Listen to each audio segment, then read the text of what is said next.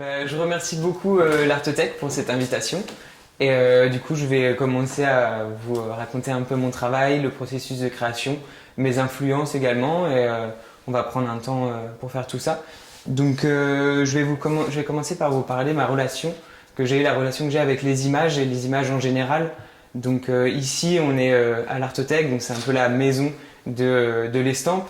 Et je voulais commencer par présenter juste une petite sérigraphie que j'ai fait il y a un petit peu de temps, c'était en 2016, et je trouve qu'aujourd'hui elle représente assez bien les chemins que j'ai pu prendre et la relation que j'ai avec les images. Donc c'est une représentation de l'Angélus bleu, qui est une reproduction en fait d'un tableau de Jean-François Millet, et que j'ai vu évoluer et vieillir pendant toute ma jeunesse. Et du coup ici il est devenu complètement bleu. Et en fait, cette estampe, elle parle assez bien de la relation que j'ai avec l'histoire de la peinture, mais aussi avec l'histoire des images, où du coup cette sérigraphie-là, elle est faite en plusieurs couches. Donc chaque couche représente une couleur, et chaque couche vient faire monter l'image et vient créer les contrastes. Et ici, en fait, avec la déperdition des couleurs rouges et jaunes, on arrive à juste une image qui est bleue, qui est dans des tonalités bleues. Et donc on retrouve une image qui est complètement bleuie. Et donc cette technique parle même de la déperdition de ces couleurs. Et donc voilà, je voulais juste parler de cette petite estampe que j'ai très peu montrée durant ces dernières années. Et que voilà, je trouvais que c'était une bonne accroche pour la suite. Et on verra après les liens que je peux avoir encore avec l'histoire de l'art, avec notamment Jean-François Millet, et avec aussi ma relation avec les images. Donc pour reprendre un peu ce que j'ai développé aussi avec les images, c'est d'abord une approche déjà très jeune de la bande dessinée, de la narration qu'il y a pu y avoir entre les images, et comment même sans lire les bulles, on arrive à associer des images. Donc très tôt j'étais influencé par ce rapport de narration, par tout ça. Après il y a aussi l'apparition des films, notamment des road trips, des road movies. Et ces films-là ont beaucoup influencé durant certaines séries de mes peintures. Donc vous pouvez aller voir aussi sur mon site internet pour voir les différentes années aussi. Ça fait 7 ans que je peins, donc ça fait un moment que j'ai produit des œuvres et que des séries se sont suivies comme ça. Donc il y a la bande dessinée, le cinéma, mais également les jeux vidéo plus récemment, où je me prenais à contempler un peu des paysages numériques. Ensuite, il y a eu tout l'apport aussi de l'histoire de l'art qui m'a beaucoup influencé et du coup qui m'a fait découvrir les différents médiums et comment l'image, la représentation, l'évolution des représentations, l'évolution aussi des techniques de reproduction et les grands mouvements artistiques, donc l'histoire de la peinture et les grands maîtres que j'ai pu découvrir et qui m'ont inspiré dans ma peinture. Après, du coup, je me suis intéressé aux différentes époques, aux images d'archives aussi, à la photographie amateur qui étaient donc des photos que je prenais moi-même ou que je récupérais aussi d'autres personnes. Et à partir de là, il y a aussi une étude de comment l'image est consommée aussi aujourd'hui et notre relation avec les réseaux sociaux, avec ce flux d'images constant qu'on consomme tous les jours. Et donc cette relation aux médias et à ce flux nous change aussi notre rapport notre rapport au temps et notre manière d'observer une image. Et donc tout ça a vraiment influencé tout mon travail. Et donc c'est là que je peux commencer à vous parler aussi du processus où, à partir de toute cette constellation d'images que j'ai en tête, toutes ces influences, toute cette arborescence en fait qu'on développe en nous, en observant les images au quotidien et l'histoire de la représentation. Du coup, voir comment, à partir de tout ça, je fais des choix aussi sur certaines photos, pour après les peindre. Et donc, il y a ce rapport à la peinture et à la photographie. Donc, pour ça, je choisis des images j'ai eu plusieurs séries où j'expérimentais différents types d'images aussi. J'ai essayé de peindre différents types d'images.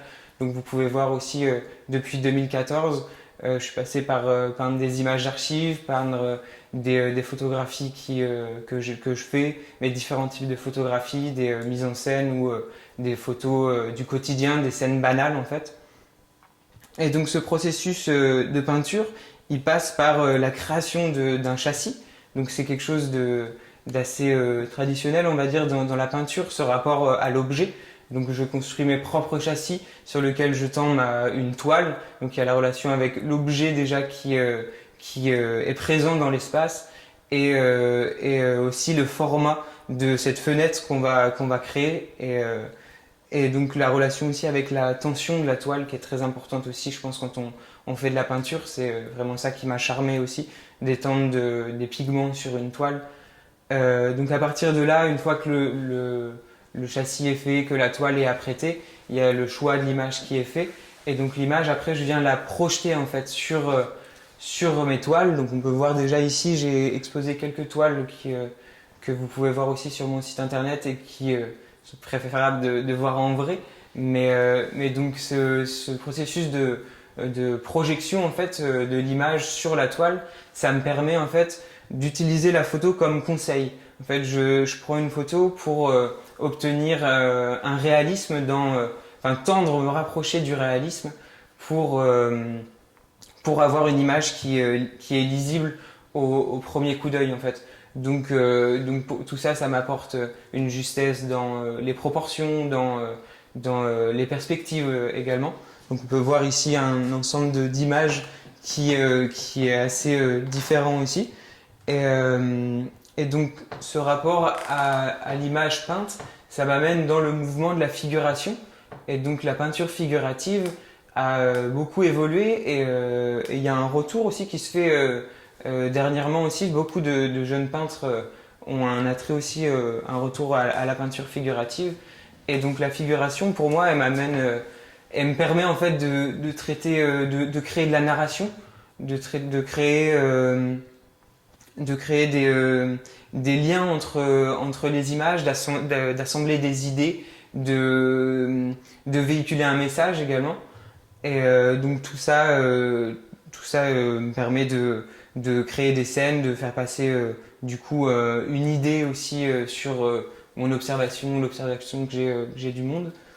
Et donc voilà, il y a ce rapport à l'image. Ensuite, depuis quelques temps, là, j'arrive à prendre un peu de recul sur ma production, où du coup, je produis souvent dans mon atelier, où j'enchaîne un peu les envies de peinture et j'enchaîne un peu les productions, sans vraiment pouvoir les voir dans un même espace ou prendre le recul vraiment pour observer ce que j'ai produit.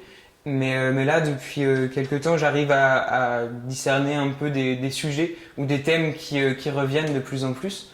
Et donc, je vais pouvoir vous présenter un peu ici, il y a un peu un aperçu des différents sujets que je peux traiter.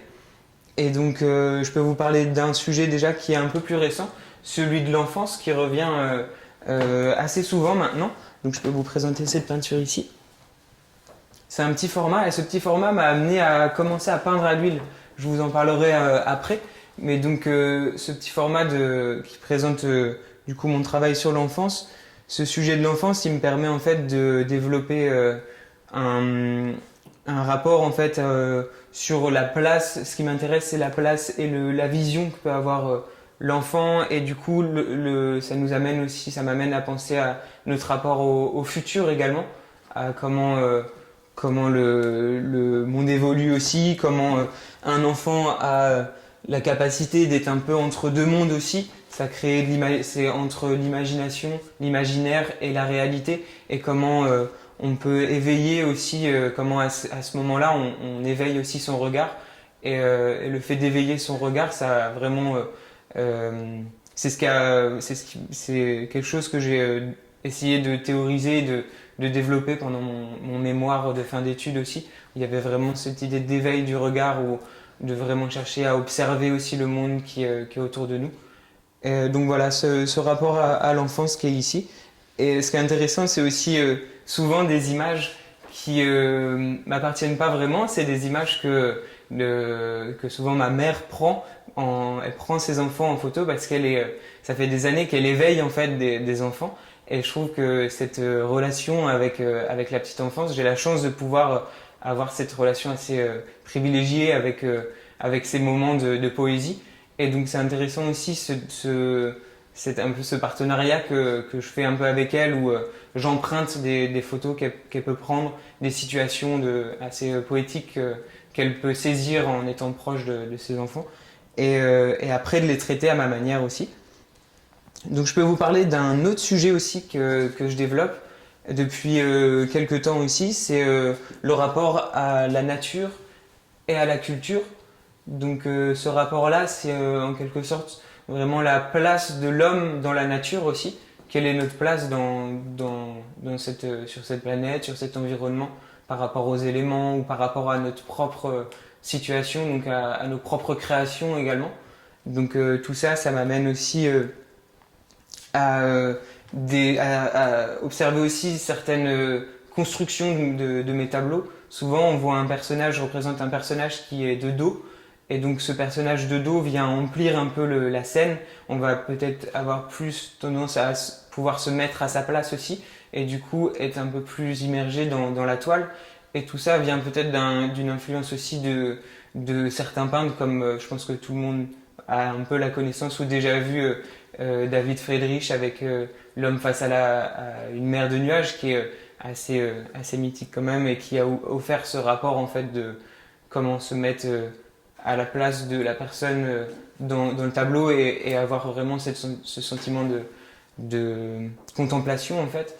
Et c'est un rapport au romantisme aussi que j'ai un peu développé aussi durant mes études et qui m'a beaucoup intéressé. Donc voilà, cette place on voit toujours ici ce personnage de dos.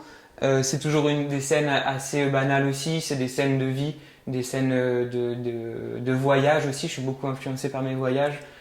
Souvent un voyage vient me faire évoluer en fait dans ma pratique et me permet d'ouvrir une nouvelle série ou de débloquer des choses, des systèmes dans lesquels je me mets en fait.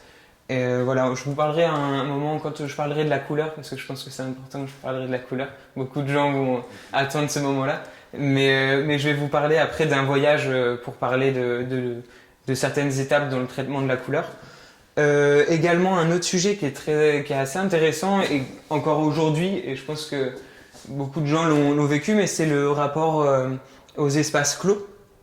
Du coup, au fait d'être un peu isolé, de représenter des scènes en fait où la personne est un peu dans l'attente, dans un espace qui est intérieur, qui est domestique.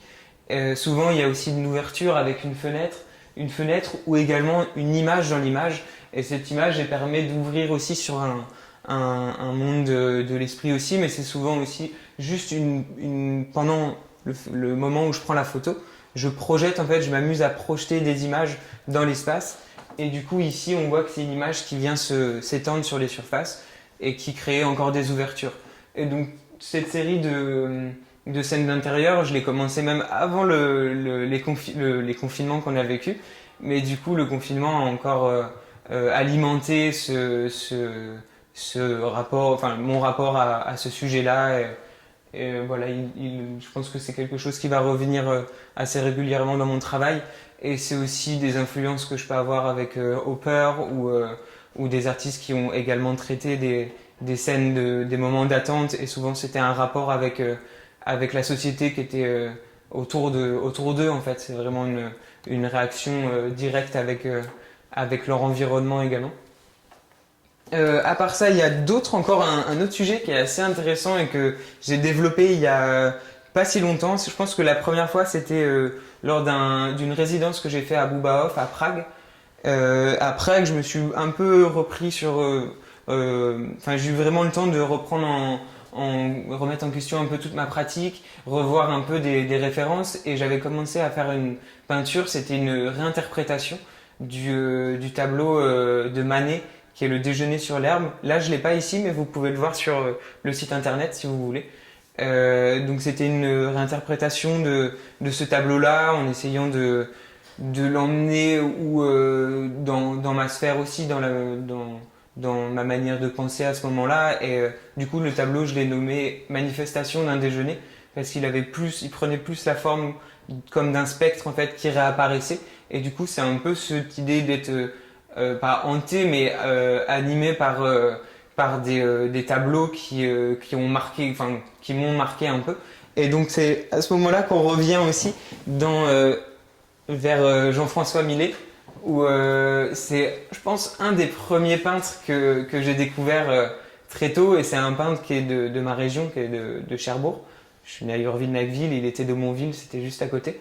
Et donc c'est aussi un des premiers à amener aussi la peinture vers un réalisme un peu populaire, à représenter les agriculteurs ou voilà des gens de la vraie vie aussi. Et donc là, je me suis intéressé à une scène qui est Le Semeur.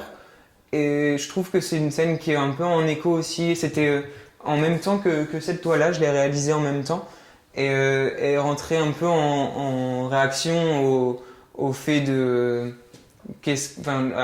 Au futur aussi, ou peut-être après chacun l'interprète à sa manière également, mais je trouve le geste en fait était très beau de semer quelque chose, de ce rapport à la terre aussi. Et après, peut-être que ici, dans le traitement, la terre est plus vraiment viable, mais bon, ça, chacun est libre d'interpréter, et c'est ce que je disais au tout début, le rapport à l'image, notre rapport au monde et au monde des images, il influence aussi notre perception et la manière dont on va comprendre ou interpréter une image, et du coup, chacun a sa propre manière de percevoir ce qu'il a en face des yeux. Donc voilà, j'ai parlé un peu de mes sujets, et il y en a d'autres encore qui arrivent. Je pense que j'ai pas du tout l'envie de me bloquer dans telle ou telle représentation, et j'essaye d'être le plus dans l'expérimentation, d'ouvrir un maximum mes sujets, et laisser un peu libre cours à des images qui vont plus me séduire que d'autres. Voilà. Enfin, ici, on voit aussi un aperçu des deux dernières toiles que j'ai faites, et qui sont toujours un peu dans la même envie, enfin, qui sont toujours imprégnées d'influences aussi, qui reprennent. Ici, on peut voir un lien direct peut-être avec le sujet de l'odalisque. Donc, c'est reprendre aussi des grands thèmes, des grands sujets de la peinture. Je pense que si vous voulez aller voir les peintures d'Odalisque, il y en a des magnifiques, et je trouve ça intéressant de reprendre et de réinterpréter cette histoire de la peinture qui nous appartient un peu tous. Et ici aussi, il y a du coup un moment qui est assez banal pour des gens de ma génération, et en tout cas qui vivent au même niveau que moi, dans les mêmes endroits, mais ici ce retour à un geste, j'aime bien aussi les gestes très éphémères, et des choses qui sont pleines de force aussi. Là, je pense qu'on peut passer à la peinture, parce que c'est quelque chose qui suscite beaucoup d'interrogations, rien que par mon nom de famille, qui s'appelle Orange. Donc je pense que c'est un nom qui est assez bien trouvé pour un peintre, qui va assez bien pour un peintre. Mais donc mon rapport à la couleur, et je pense que je suis peintre pour ça aussi, c'est que j'ai vraiment, enfin, la base de mon travail et ma création que je considère comme brute, en fait, c'est vraiment mon rapport à la peinture, à la couleur. Et la couleur, elle a beaucoup évolué dans mon travail, mais très tôt, en fait, dès les premières peintures, j'utilisais déjà des couleurs assez vives, des couleurs qui tendent entre le jaune et le rouge, donc des couleurs orangées. Et ça, en fait, ça venait pas du tout de mon nom de famille. C'est un hasard assez bienvenu, mais je m'en suis servi comme une marque aussi.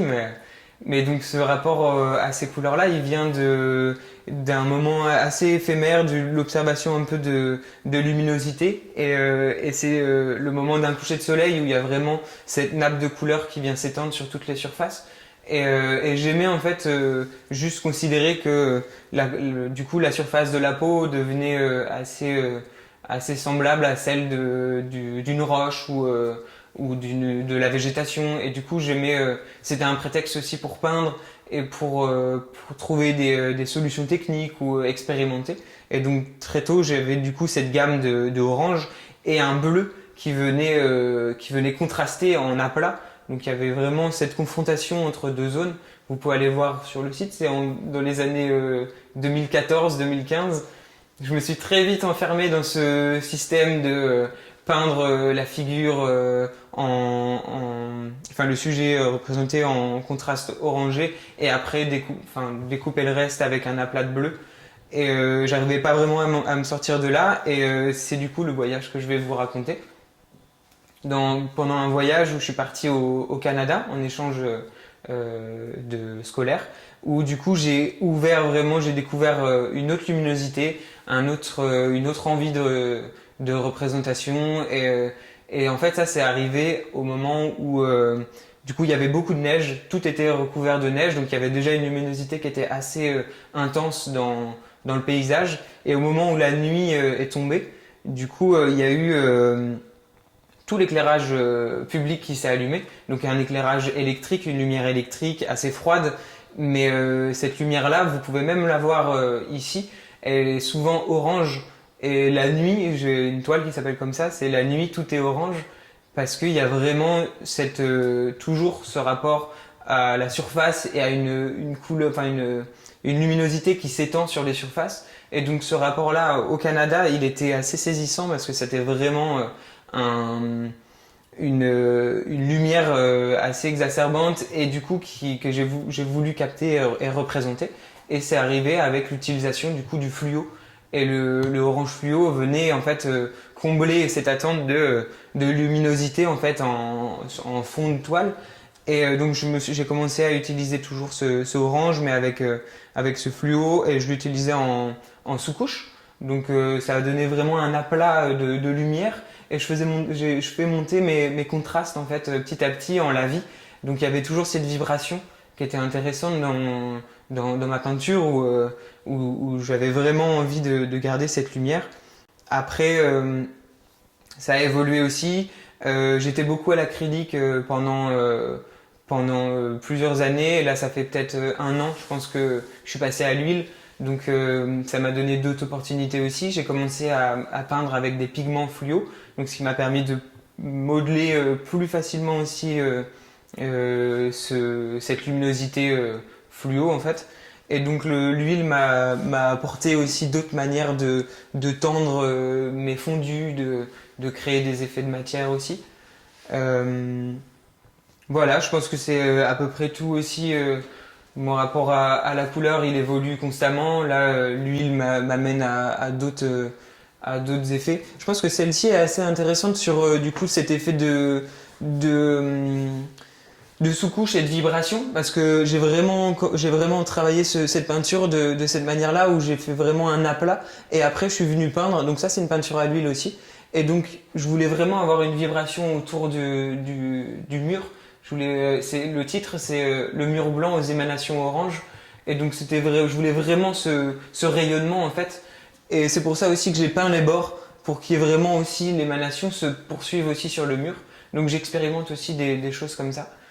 S'il y a aussi ce rapport-là à la couleur, le fluo, il est assez chouette pour ça parce que du coup, on peut pas le capter en photo ou en vidéo, on le perd parce que le fluo, c'est une réaction qui est de l'ordre des photons, je crois, c'est moléculaire en fait, donc il y a vraiment la matière qui se charge de lumière et qui peut pas être capturée dans son entièreté avec un mécanisme, avec un mécanisme photographique.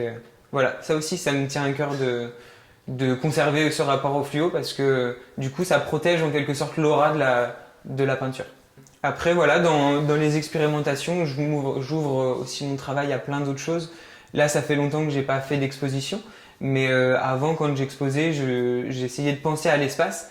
Et pendant mon diplôme et à une autre exposition que j'ai fait après, je voulais vraiment éviter en fait de de toujours mettre ma toile sur un mur. Et du coup, j'ai commencé à construire des structures, des structures qui venaient aussi beaucoup d'observations de panneaux publicitaires qu'on est amené à croiser en voiture ou souvent dans les paysages périphériques. Donc il y avait tout ça, cette influence. Je sais que Nina Childress, qui expose ici en ce moment, a aussi beaucoup travaillé ces structures-là. Et je crois même que c'est en observant son travail en 5e année aux Beaux-Arts que j'ai vraiment eu l'envie de moi aussi expérimenter. Voilà, il y a ce rapport-là à l'espace. Il y a également une envie en fait de, je me limite pas au médium de la peinture, même s'il est très prenant et qu'une fois qu'on est lancé dans la peinture, c'est difficile de faire autre chose en fait. Et souvent c'est en faisant des collaborations. Donc j'essaye de collaborer notamment avec mon association qui s'appelle Super4, Super Fort. Cette association-là, elle m'a permis de développer de retourner au dessin, à l'illustration. Donc tout ça, c'était une aubaine pour moi aussi de pouvoir tester autre chose aussi, m'exprimer autrement. Et du coup, ça me faisait revenir aussi au tout début, à la bande dessinée, au rapport à la narration, à l'illustration et tout ça. Il y a également mon atelier que je partage avec Tom Nadan et Cassandre Barbotin. C'est 2 artistes qui viennent des Beaux-Arts aussi. Et dans cet atelier-là, du coup, on partage un peu le même espace et on est amené aussi à penser des projets ensemble. Et là, je vais réaliser fin avril un projet avec eux d'une fresque et un atelier d'une semaine. Donc tout ça, ça m'amène aussi à repenser ma manière de faire de l'art et à m'ouvrir à d'autres techniques et voilà, pousser un peu ma réflexion. Et il y a aussi un projet qui est assez chouette que je développe avec Pierre Caillou, Pierre Casas. C'était mon fidèle compagnon d'aventure au Canada et avec qui je partage beaucoup. J'aime parler avec lui, avec son esprit et tout ça. Et on développe le zérisme, qui est une forme de manifeste, qui est toujours à l'état de brouillon. On essaye de le faire évoluer, tout ça. On a très peu de temps pour faire des projets. Mais avec lui, on arrive à développer d'autres projets. On a envie de tester plein de médiums différents aussi. Et donc ça, c'est toujours des moyens d'ouvrir un peu ma pratique à l'art. Et pour finir, je pense qu'il y a aussi quelque chose que j'ai développé aussi, c'est mon rapport à la commande. Je fais de la peinture et je fais de la peinture de commande aussi, où ça m'est arrivé plusieurs fois au début c'était aussi économique pour pouvoir vivre de ma peinture. Donc souvent c'est des gens qui passent des commandes, qui ont le souhait d'avoir une peinture de moi, mais qui ont aussi le souhait d'avoir une image qui les touche. Souvent c'est des images de famille, d'enfants et tout ça. Et tout ça, ça m'a permis de développer ma technique. Donc je peins beaucoup plus vite grâce à ça. Et aussi, je peux expérimenter des choses. Et il y a le rapport à l'art aussi, à l'œuvre d'art, où je me dis que cette peinture-là, la peinture de commande ne va pas rentrer dans ma recherche plastique, ma recherche artistique, mais va rentrer dans une autre sphère qui est beaucoup plus sensible aussi, où du coup l'œuvre acquiert une autonomie qui est d'autant plus belle parce que les gens vraiment vont la garder dans leur famille et ça va peut-être se transmettre de génération en génération aussi. Donc c'est assez chouette ce rapport-là. Et voilà, c'est ma vision un peu de l'art en général et elle n'a pas fini d'évoluer. Donc voilà, je suis content de vous la présenter un peu ici. Si vous avez des questions aussi, n'hésitez pas. Merci.